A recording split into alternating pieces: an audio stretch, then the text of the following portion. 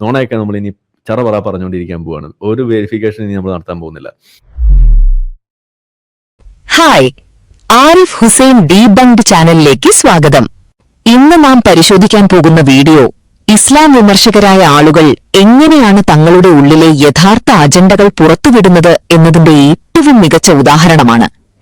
ശാസ്ത്രത്തിന്റെയും യുക്തിയുടെയും പേരും പറഞ്ഞ് ഇസ്ലാമിനെ ആക്രമിക്കാൻ വരുന്ന ഇതേ ആളുകൾ യാതൊരു ഉളുപ്പുമില്ലാതെ തീവ്ര വലതുപക്ഷ രാഷ്ട്രീയത്തെയും ന്യൂനപക്ഷങ്ങളെ വേട്ടയാടുന്ന പ്രത്യയശാസ്ത്രങ്ങളെയും വെള്ളപൂശുന്നത് ഈ വീഡിയോയിൽ നമുക്ക് കാണാം. ഭൂമി കറങ്ങുന്നില്ല എന്ന് പറയുന്ന ഒരു വ്യക്തിയുടെ വീഡിയോ കാണിച്ചുകൊണ്ട് ഇസ്ലാമിനെ മൊത്തത്തിൽ ശാസ്ത്രവിരുദ്ധമായി ചിത്രീകരിക്കാൻ ശ്രമിക്കുന്ന ഇയാൾ തൊട്ടടുത്ത നിമിഷം ഇന്ത്യയിൽ ഹിന്ദുരാഷ്ട്രം വന്നാൽ യാതൊരു കുഴപ്പവുമില്ല എന്ന് സ്ഥാപിക്കാൻ പാടുപെടുന്നു.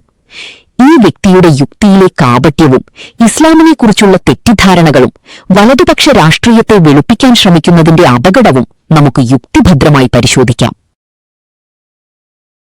വ്യക്തികളുടെ അബദ്ധങ്ങളും ഇസ്ലാമിക പ്രമാണങ്ങളും.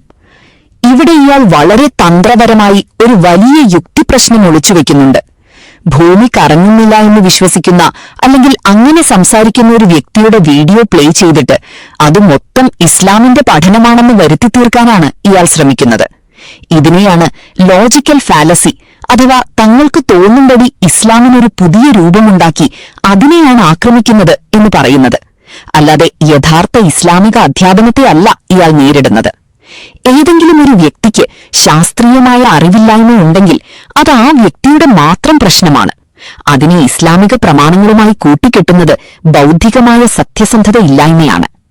യഥാർത്ഥത്തിൽ ഇസ്ലാം പ്രപഞ്ചത്തെക്കുറിച്ചും ഭൂമിയെക്കുറിച്ചും എന്താണ് പറയുന്നത് എന്ന് നാം മനസ്സിലാക്കണം.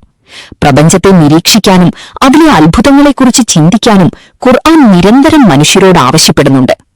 ഭൂമിയുടെ ആകൃതിയെക്കുറിച്ച് പറയുമ്പോൾ വിശുദ്ധ ഖുർആനിലെ അൽ-സുമർ എന്ന അധ്യായത്തിലെ 5-ാമത്തെ വചനത്തിൽ ഇങ്ങനെ പറയുന്നു: രാത്രിയെ പകലിനുമേൽ ചുറ്റുന്നു, പകലിനെ രാത്രിക്കുമേലും ചുറ്റുന്നു. ഇവിടെ ഉപയോഗിച്ചിരിക്കുന്ന അറബി പദം തലപ്പാവ് ചുറ്റുന്നതിനെ സൂചിപ്പിക്കാൻ ഉപയോഗിക്കുന്ന പദമാണ്. ഗോളാകൃതിയിലുള്ള ഒരു വസ്തുവിൽ മാത്രമേ ഇത്തരത്തിൽ ചുറ്റുക എന്ന പ്രയോഗം ശാസ്ത്രീയമായി നിലനിൽക്കുകയുള്ളൂ എന്ന ആധുനിക ശാസ്ത്രം പോലും അംഗീകരിക്കുന്നതാണ്. ആധുനിക ശാസ്ത്രം ഭൂമി ഗോളാകൃതിയിലാണെന്ന് കണ്ടെത്തുന്നതിന് നൂറ്റാണ്ടുകൾക്ക് മുൻപ് തന്നെ ആദരണീയനായ ഇബ്നു ഹസം, അതുപോലെ ആദരണീയനായ ഇബ്നു തൈമിയ തുടങ്ങിയ പ്രഗത്ഭരായ ഇസ്ലാമിക പണ്ഡിതന്മാർ ഭൂമി ഗോളാകൃതിയിലാണെന്ന കാര്യത്തിൽ പണ്ഡിതന്മാർക്കിടയിൽ ഏകാഭിപ്രായമുണ്ട് എന്ന് രേഖപ്പെടുത്തി വച്ചിട്ടുണ്ട്. ഈ ചരിത്ര സത്യങ്ങളെല്ലാം മറച്ചുവെച്ചുകൊണ്ട് ഏതോ ഒരു വ്യക്തി പറയുന്ന അശാസ്ത്രീയമായ കാര്യങ്ങൾ എടുത്തു കാണിച്ച് ഇതാണ് ഇസ്ലാം എന്ന് പറയുന്നത് എത്രമാത്രം അപഹാസ്യമാണ്. ശാസ്ത്രീയമായ തെളിവുകൾ വേണമെന്ന് എപ്പോഴും വാദിക്കുന്ന ഈ ഇസ്ലാം വിമർശകൻ ഇസ്ലാമിനെ വിലയിരുത്താൻ വരുമ്പോൾ യാതൊരു ശാസ്ത്രീയ മാനദണ്ഡങ്ങളുമില്ലാതെ ഒറ്റപ്പെട്ട കാര്യങ്ങളെ സാമാന്യവൽക്കരിക്കുകയാണ് ചെയ്യുന്നത്. വലതുപക്ഷ രാഷ്ട്രീയത്തെ വെളുപ്പിക്കാനുള്ള ശ്രമം. ഇതാണ് ഈ വീഡിയോയിലെ ഏറ്റവും ഭയാനകവും കാപട്യം നിറഞ്ഞതുമായ ഭാഗം. ശാസ്ത്രത്തിന്റെയും മാനവികതയുടെയും പേര് പറഞ്ഞ് സംസാരിക്കുന്ന ഇയാൾ വളരെ വ്യക്തമായി തീവ്ര വലതുപക്ഷ അജണ്ടകളെയും ഹിന്ദുത്വ രാഷ്ട്രീയത്തെയും ഇവിടെ വെളുപ്പിക്കാൻ ശ്രമിക്കുകയാണ്. ഇന്ത്യ ഒരു ഹിന്ദുരാഷ്ട്രമായി മാറിയാൽ എന്താണ് കുഴപ്പം, ഏതെങ്കിലും ഒരു പഞ്ചായത്തിൽ അത് പ്രശ്നമുണ്ടാക്കിയിട്ടുണ്ടോ എന്ന് ചോദിക്കുന്നത് ശുദ്ധമായ നുണയാണ്. തികഞ്ഞ യാഥാർത്ഥ്യങ്ങളെ കണ്ണടച്ചിരുട്ടാക്കുന്ന ഒരു പ്രസ്താവനയാണിത്. ഒരു പഞ്ചായത്തിൽ പ്രശ്നമുണ്ടോ എന്ന് ചോദിക്കുന്ന ഇയാളോട് തിരിച്ചു ചോദിക്കാനുള്ളത്, ഈ രാജ്യത്ത് പശുവിന്റെ പേരിൽ നടന്ന ആൾക്കൂട്ട കൊലപാതകങ്ങൾ ഇയാൾ അറിഞ്ഞിട്ടില്ലേ എന്നാണ്. പൗരത്വ നിയമത്തിന്റെ പേരിൽ ഒരു പ്രത്യേക മതവിഭാഗത്തെ മാത്രം ലക്ഷ്യം വെച്ചുകൊണ്ട് നടന്ന ഭരണഘടനാവിരുദ്ധമായ വിവേചനങ്ങൾ ഇയാൾ കണ്ടില്ലേ? നൂറ്റാണ്ടുകൾ പഴക്കമുള്ള ആരാധനാലയങ്ങൾ തകർക്കപ്പെട്ടതും ന്യൂനപക്ഷങ്ങളുടെ വീടുകളും കടകളും നിയമവിരുദ്ധമായി ബുൾഡോസർ ഉപയോഗിച്ച് തകർത്തതുമൊന്നും ഇയാളുടെ കണ്ണിൽപ്പെട്ടിട്ടില്ലേ? സാമ്പത്തികമായി ഒരു പ്രത്യേക സമുദായത്തെ ബഹിഷ്കരിക്കാൻ പരസ്യമായി ആഹ്വാനം ചെയ്യുന്ന നേതാക്കളുടെ പ്രസംഗങ്ങളൊന്നും ഇയാൾ കേട്ടിട്ടില്ലേ? ഇതൊന്നും അറിയാത്തതുകൊണ്ടല്ല ഇയാൾ ഇങ്ങനെ സംസാരിക്കുന്നത്. മറിച്ച് ഇയാളുടെ ഉള്ളിലെ യഥാർത്ഥ ലക്ഷ്യം സ്വതന്ത്ര ചിന്തയോ യുക്തിവാദം പോലുമോ അല്ല, മറിച്ച് ഇസ്ലാമിനോടും മുസ്ലിങ്ങളോടുമുള്ള അന്ധമായ വിരോധം മാത്രമാണ്. ആ വിരോധം തീർക്കാൻ മുസ്ലിങ്ങളെ വേട്ടയാടുന്ന ഏതൊരു ഫാസിസ്റ്റ് രാഷ്ട്രീയത്തെയും ന്യായീകരിക്കാനും ഇയാൾ തയ്യാറാണ് എന്നതാണ് ഈ വാക്കുകൾ തെളിയിക്കുന്നത്. മറ്റു പല വീഡിയോകളിലും മനുഷ്യരുടെ കഷ്ടപ്പാടുകൾ കണ്ട് എവിടെയാണ് ദൈവം എന്ന് ചോദിക്കുന്ന ഇയാൾ ഈ ലോകത്ത് മനുഷ്യർ അനുഭവിക്കുന്ന ദുരിതങ്ങളെ വെച്ച് ദൈവത്തിന്റെ നിലനിൽപ്പിനെ ചോദ്യം ചെയ്യാറുള്ള ഇയാൾ ഇവിടെ സ്വന്തം രാജ്യത്ത് ന്യൂനപക്ഷങ്ങൾ അനുഭവിക്കുന്ന ദുരിതങ്ങളും അനീതികളും കാണുമ്പോൾ അതിനെ ന്യായീകരിക്കുകയും ആ അക്രമങ്ങൾക്ക് നേതൃത്വം നൽകുന്ന രാഷ്ട്രീയത്തെ വെള്ളപൂശുകയും ചെയ്യുന്നു. ഇതാണ് ഇവരുടെ യഥാർത്ഥ മുഖം. ഇവർക്ക് മനുഷ്യാവകാശങ്ങളോട് യാതൊരു പ്രതിബദ്ധതയുമില്ല. മുസ്ലിങ്ങളെ അടിച്ചമർത്തുന്ന എന്തിനേയും ഇവർ പിന്തുണയ്ക്കും. ഇസ്ലാമിക സമൂഹങ്ങളെക്കുറിച്ചുള്ള നുണകൾ. അതുകൊണ്ട് ഞാൻ വീണ്ടും ക്ലിയർ ആക്കിയിട്ട് പറയാണ്, ഹിന്ദു രാഷ്ട്രം എന്ന് പറയുന്ന പോലെ ഒരു രാഷ്ട്രം നിങ്ങൾ ഒരെണ്ണം കാണിച്ചു തരാം. നിങ്ങൾക്കൊരു രാഷ്ട്രം കാണിച്ചു തരാൻ സാധിച്ചില്ല എന്നുണ്ടെങ്കിൽ ഒരു പഞ്ചായത്തെങ്കിലും കാണിച്ചു തരാം. ഇതാണ് ചോദ്യം. എന്നാൽ നിങ്ങൾക്ക് ഇസ്ലാമിക രാഷ്ട്രം എന്ന പേരിൽ ഞാൻ അനേകം സ്ഥലങ്ങൾ കാണിച്ചു തരാം. അങ്ങനെ ഇസ്ലാമിക രാഷ്ട്രമായിട്ട് നിൽക്കുന്ന സ്ഥലങ്ങളിൽ എന്താണ് സയൻസിന് സംഭവിക്കുന്നത് എന്നത് അതും ഞാൻ കാണിച്ചു തരാം. അതിലൊരു സാമ്പിൾ മാത്രമാണ് ഇപ്പൊ വെടിക്കെട്ടായിട്ട് നമ്മളിവിടെ കണ്ടത്. അത് നല്ല പൂക്കുറ്റി സാധനമായിരുന്നു എന്നുള്ളതാണ് ഇപ്പൊ ഇവിടെ കണ്ടത്. അപ്പോ നിങ്ങൾ പറയുന്ന തരത്തിലുള്ള പ്രശ്നങ്ങൾ ഇനി ഈ ഇസ്ലാം വിമർശകന്റെ സ്വന്തം ആശയമായ നിരീശ്വരവാദത്തിന്റെ അടിസ്ഥാനത്തിൽ ശാസ്ത്രത്തെ ഒന്ന് പരിശോധിക്കാം. നിരീശ്വരവാദ പ്രകാരം ഈ പ്രപഞ്ചം യാതൊരു ലക്ഷ്യവുമില്ലാതെ ആകസ്മികമായി ഉണ്ടായതാണ്. മനുഷ്യന്റെ ബുദ്ധിയും ചിന്തയും കേവലം അന്ധമായ പരിണാമ പ്രക്രിയയിലൂടെ അതിജീവനത്തിനു വേണ്ടി മാത്രം രൂപപ്പെട്ടതാണ്, സത്യം കണ്ടെത്താൻ വേണ്ടി രൂപപ്പെട്ടതല്ല. അങ്ങനെയാണെങ്കിൽ യാതൊരു ലക്ഷ്യവുമില്ലാതെ അന്ധമായ പ്രക്രിയകളിലൂടെ ഉണ്ടായ സ്വന്തം തലച്ചോറിനെ ഒരു നിരീശ്വരവാദി എങ്ങനെയാണ് വിശ്വസിക്കുക? താൻ കാണുന്നതും ചിന്തിക്കുന്നതും സത്യമാണെന്ന് ഉറപ്പിക്കാൻ നിരീശ്വരവാദത്തിന് യാതൊരു അടിസ്ഥാനവുമില്ല. ഇതിനെയാണ് പരിണാമ സിദ്ധാന്തത്തിന്റെ ഉപജ്ഞാതാവായ ചാൾസ് ഡാർവിൻ പോലും ഡാർവിൻസ് ഡൌട്ട് എന്ന് വിളിച്ച് ഭയപ്പെട്ടത്. എന്നാൽ ഇസ്ലാം ശാസ്ത്രത്തിന് കൃത്യമായ ഒരു അടിത്തറ നൽകുന്നുണ്ട്.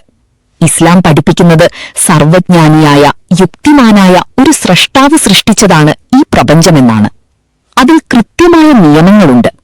ആ നിയമങ്ങളെ കണ്ടെത്താനും മനസ്സിലാക്കാനും കഴിയുന്ന തരത്തിലുള്ള ബുദ്ധിയും ചിന്താശേഷിയും നൽകിയാണ് മനുഷ്യനെ അല്ലാഹു സൃഷ്ടിച്ചിരിക്കുന്നത്. അതുകൊണ്ട് മാത്രമാണ് മനുഷ്യന് ശാസ്ത്രീയമായ നിരീക്ഷണങ്ങൾ നടത്താനും പ്രപഞ്ച സത്യങ്ങളെ കണ്ടെത്താനും സാധിക്കുന്നത്. ശാസ്ത്രം ചെയ്യാൻ തന്നെ ഏറ്റവും യുക്തിഭദ്രമായ കാരണം നൽകുന്നത് ഇസ്ലാമാണ്. ആ ഇസ്ലാമിനെയാണ് ശാസ്ത്രവിരുദ്ധമെന്ന് ഇയാൾ മുദ്രകുത്താൻ ശ്രമിക്കുന്നത്. രാഷ്ട്രീയത്തെയും വൈദ്യശാസ്ത്രത്തെയും കൂട്ടിക്കുഴയ്ക്കുന്ന വിഡ്ഢിത്തം. നേരിട്ടിറങ്ങി നാട്ടുകാർക്ക് കഞ്ഞി വിളമ്പുന്നു, ഈ കർക്കിടക കഞ്ഞി എന്ന് പറഞ്ഞിട്ട്. അപ്പൊ ഇത് ആയുർവേദത്തിന്റെ ഭാഗമാണ്. നമുക്കറിയാം ഇവിടുത്തെ BJPയുടെ ഒരു പ്രധാനപ്പെട്ട അജണ്ടയാണ് ആയുർവേദത്തെ പ്രോത്സാഹിപ്പിക്കുക എന്ന് പറയുന്നത്. അപ്പൊ ഇവിടുത്തെ ചോദ്യം, നിങ്ങൾ BJPക്ക് എതിരാണ്, BJP മുന്നോട്ട് വെക്കുന്ന ആ ഹിന്ദു മതത്തിന്റെ അടിസ്ഥാനത്തിലുള്ള കാര്യങ്ങൾ ആളുകളിലേക്ക് കുത്തിയിറക്കുന്നതിനെതിരാണ് എന്ന് പറയുന്നു. പക്ഷേ ആയുർവേദത്തെ നിങ്ങൾ സപ്പോർട്ട് ചെയ്യുന്നു. ആയുർവേദം എന്ന് പറയുന്നത് അത് വേദമാണ്.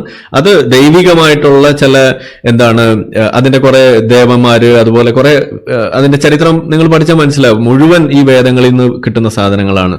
അശ്വിനി ദേവന്മാര് അവരിലൂടെ വന്ന് ബ്രഹ്മാവിൽ നിന്നും കിട്ടി, അതങ്ങനെ അങ്ങനെ വന്ന് അതൊരു ദൈവത്തിലേക്ക് എത്തുന്ന സാധനമാണ് ആയുർവേദം എന്ന് പറയുന്നത്. ഇവിടെ ഇയാൾ മറ്റു ചിലരെ വിമർശിക്കാൻ വേണ്ടി ഉപയോഗിക്കുന്ന വാദങ്ങൾ വളരെ വിചിത്രമാണ്. ആയുർവേദം എന്ന വൈദ്യശാസ്ത്ര ശാഖയെയും ഹിന്ദുത്വ എന്ന തീവ്ര വലതുപക്ഷ രാഷ്ട്രീയത്തെയും ഇയാൾ ഒരേ തട്ടിൽ വെച്ച് അളക്കുകയാണ്. മതങ്ങളോടുള്ള അന്ധമായ വിരോധം കാരണം പാരമ്പര്യമായി മനുഷ്യർ ആർജിച്ചെടുത്ത അറിവുകളെയും വൈദ്യശാസ്ത്ര രീതികളെയും വരെ ഇയാൾ അപഹസിക്കുകയാണ്. ഇവർക്ക് പ്രശ്നം മനുഷ്യരുടെ ആരോഗ്യസ്ഥിതിയോ ശാസ്ത്രമോ അല്ല, മറിച്ച് മതപരമായ വേരുകളുള്ള എന്തിനേയും നശിപ്പിക്കുക എന്നത് മാത്രമാണ്. രാഷ്ട്രീയപരമായ അജണ്ടകളെ വിമർശിക്കുന്നവരെ ആയുർവേദത്തിന്റെ പേര് പറഞ്ഞ് പരിഹസിക്കുന്നത് ഇയാളുടെ ആശയപരമായ പാപ്പരത്വമാണ് കാണിക്കുന്നത്. ഹിന്ദുത്വ എന്നത് ന്യൂനപക്ഷങ്ങളെ അപരവൽക്കരിക്കുകയും അവർക്കെതിരെ അക്രമം അഴിച്ചുവിടുകയും ചെയ്യുന്ന ഒരു ആധുനിക രാഷ്ട്രീയ പ്രത്യയശാസ്ത്രമാണ്. അതിനെ ന്യായീകരിക്കാൻ വേണ്ടി പാരമ്പര്യ വൈദ്യശാസ്ത്രത്തെ കൂട്ടുപിടിക്കുന്നത് ഇയാൾക്ക് യാതൊരു ബൗദ്ധിക നിലവാരവുമില്ല എന്നതിന്റെ തെളിവാണ്.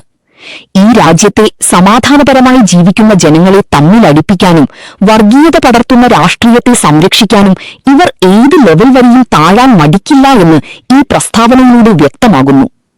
ഇസ്ലാമിനെ ആക്രമിക്കുക എന്ന ഒരൊറ്റ അജണ്ടയ്ക്കു വേണ്ടി ഇവർ സ്വന്തം ബുദ്ധിയെയും യുക്തിയെയും എങ്ങനെയാണ് അടിയറവ് വെക്കുന്നത് എന്ന് നാം കണ്ടു. യാതൊരു തെളിവുകളും ഇല്ലാതെ ഇസ്ലാമിക ചരിത്രത്തെയും പ്രമാണങ്ങളെയും വളച്ചൊടിക്കുക, അതിനുശേഷം മുസ്ലിങ്ങളെ ദ്രോഹിക്കുന്ന ഫാസിസ്റ്റ് ഭരണകൂടങ്ങളെയും രാഷ്ട്രീയത്തെയും ന്യായീകരിക്കുക. ഇതാണ് ഇവരുടെ യഥാർത്ഥ മുഖം. മനുഷ്യാവകാശങ്ങളെക്കുറിച്ചും ശാസ്ത്രത്തെക്കുറിച്ചും ഇവർ വാചാലരാകുന്നത് കേവലം മറ്റുള്ളവരെ കബളിപ്പിക്കാൻ മാത്രമാണ്. ഇസ്ലാമിക പ്രമാണങ്ങൾ എക്കാലത്തും മനുഷ്യന്റെ ബുദ്ധിയെ ഉണർത്താനും നീതിക്കുവേണ്ടി നിലകൊള്ളാനും ആവശ്യപ്പെടുന്നതാണ്. ആ സത്യം മറച്ചുവെക്കാൻ ഇത്തരം കാപട്യങ്ങൾക്ക് ഒരിക്കലും സാധിക്കില്ല. ഈ വീഡിയോ ഇഷ്ടപ്പെട്ടെങ്കിൽ ലൈക്ക് ചെയ്യൂ, ആരിഫ് ഹുസൈൻ ദീപങ്ക് ചാനൽ സബ്സ്ക്രൈബ് ചെയ്യൂ, ഷെയർ ചെയ്യൂ. മറ്റൊരു വീഡിയോയുമായി വീണ്ടും കാണാം. നോണയൊക്കെ നമ്മൾ ഇനി ചറപറ പറഞ്ഞുകൊണ്ടിരിക്കാൻ പോവാണ്. ഒരു വെരിഫിക്കേഷൻ ഇനി നമ്മൾ നടത്താൻ പോകുന്നില്ല.